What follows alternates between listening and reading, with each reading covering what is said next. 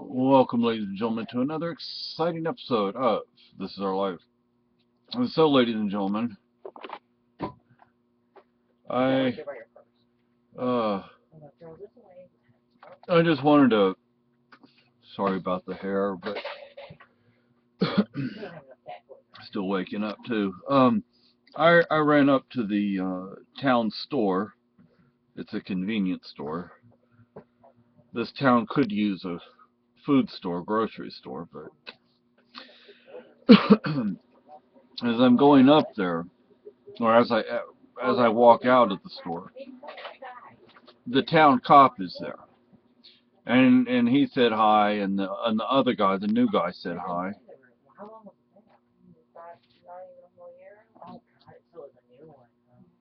and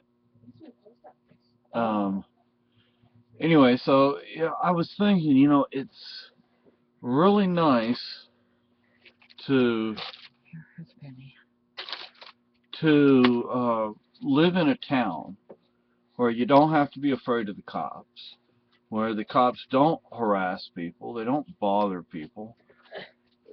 We could almost beat up on the cops. Yeah, and instead of them beating up on us. Yeah, and once my wife was at hospital and she couldn't get in touch with me and she needed a ride home, so she called the cop shop. And what happens? The cop comes over to the door and says, "Hey, you need to go pick your wife up." A lot of towns, they wouldn't do that, or they'd get pissed off at you if you called them and said, I just left a message on the cop's answering machine, and he came over and talked to you. Yeah, and I mean, I remember, gosh, my experiences in life from Europe to Asia to the Americas, and my experiences with cops in the Americas has been in Canada, the United States, and Mexico. And Mexico is not where you want to have to deal with the cops. They're corrupt. Yeah, very, very much so. I mean, they'll demand a bribe right out in public. They ought to get a shot to the head. And because I was down in Mexico with a church group in college, and the minister who was with us. See, in Mexico, when you buy a Coke, you buy it in the old glass bottles.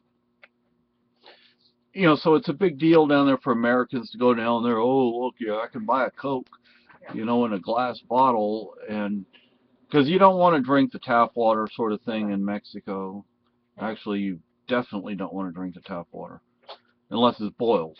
He was upset because his thing was down between the cushions, and the crack between the cushions on the chair. He was barking.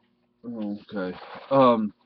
So we're in this plaza in Nuevo Laredo, and I don't remember exactly what was going on, but this policia, he comes up and he's like, hey, you got to give me some money or I'm gonna have to arrest you. So he just reaches in his pocket, nonchalantly gives the guy some cash. And I'm like, that's just disgusting. I mean, yeah, in Spain we paid bribes, but you have to understand the circumstances in Spain at the time, that we lived under a dictator, and everybody was poor. Even the best paid people were poor. And even the cops were poor. Yeah, even the cops were poor. And yeah, in Spain at the time there was a lot of corruption. I mean, again, we lived under a dictator. What do you freaking expect? Well, I'm sure the cops didn't mess with your dad because him being U.S. military, they would have had the U.S. military cracking down on him. They messed with him all the time, sweetie. Well, I mean, they could have got the whole damn army after him. Well, when they would got them all in trouble. When they would arrest him, because they'd arrest him every once in a while. And my dad's secretary would call Colonel Serrano, who was the commander of the Guardia Civil, Civil Guard, because we were friends with him. And Colonel Serrano's office would call over to the office in Cadiz and say, hey, you need to let the guy go. He's Army. So they'd let him go. Yeah, they shouldn't be messing with you because you're United States Army. I mean, Well, actually, they could have hated blew up the Americans. damn country. The Army could have. They hated Americans. Tough shit.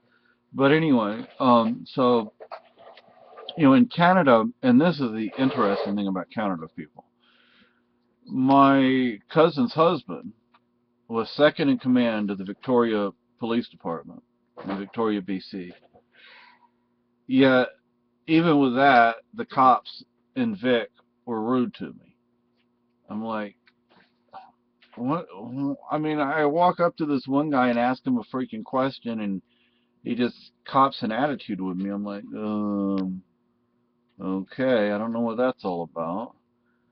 And then, in Texas, I ran across decent cops, bad cops, every sort of cop. But up here, our town cop, it's like, as long as you don't go around causing no trouble, then they're going to leave you alone. And he knows he's outnumbered in the town because there's only, 3 cops? Yeah. 2, maybe 3? Yeah.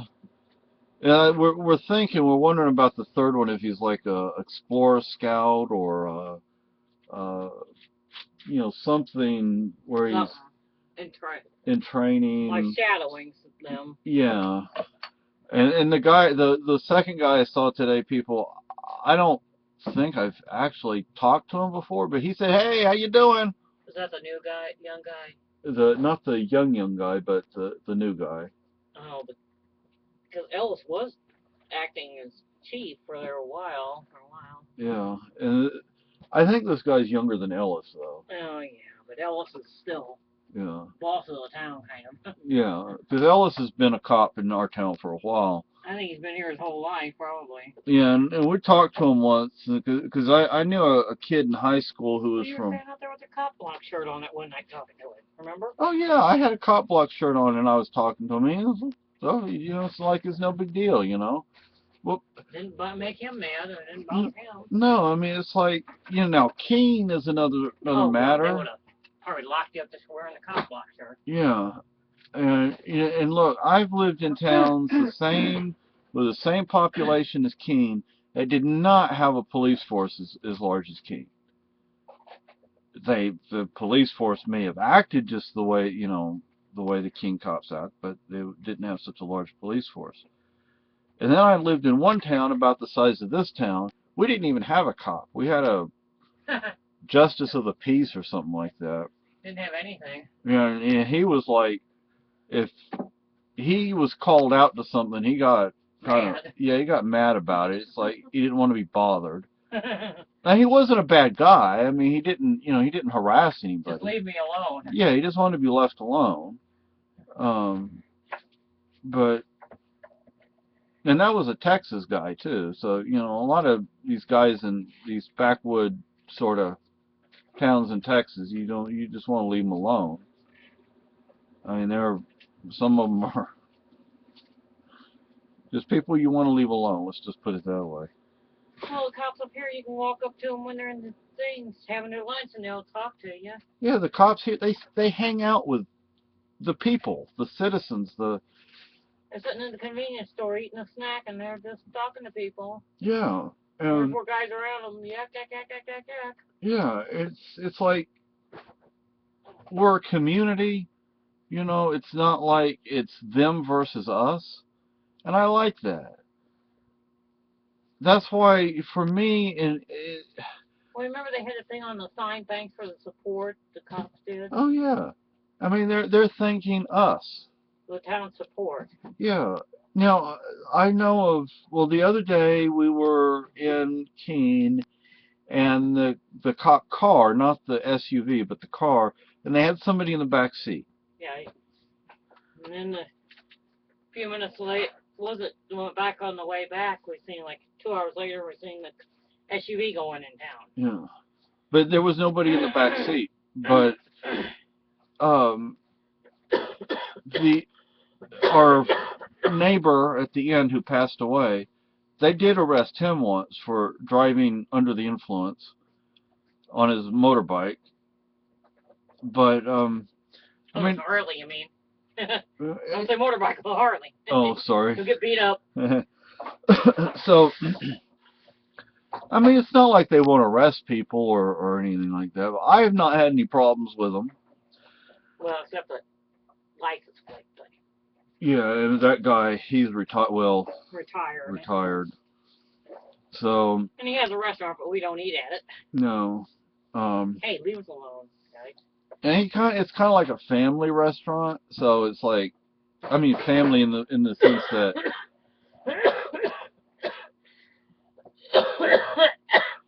You okay? It's my asthma. It's like family owned and operated. Yeah, everybody that works there is like related in one way or another. Yeah, and Which it shouldn't be.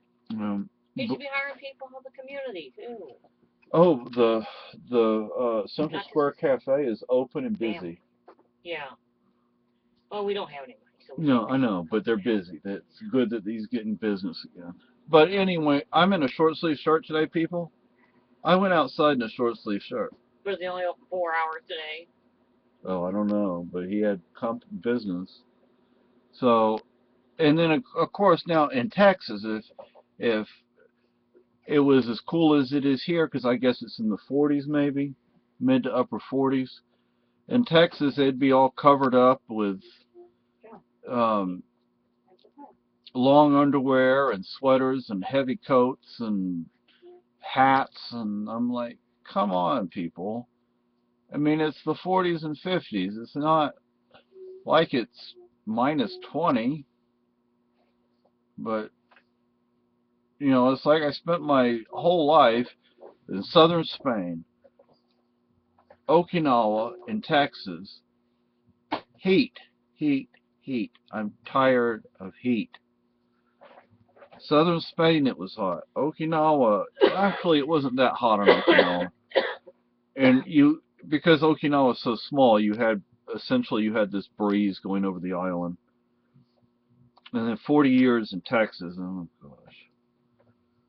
You don't want to know what I have to say about Texas, but I know still have friends down there, but and then to make you kind of think they're going to take over the United States. Bullshit. So no, you're not. You know, and it's like I just don't need no heat no more. But I don't need that heat. But anyway, folks, so yeah, we have decent cops in this town. I'd actually say good. But anyway, there you go. Have a good day. You're going to have to fix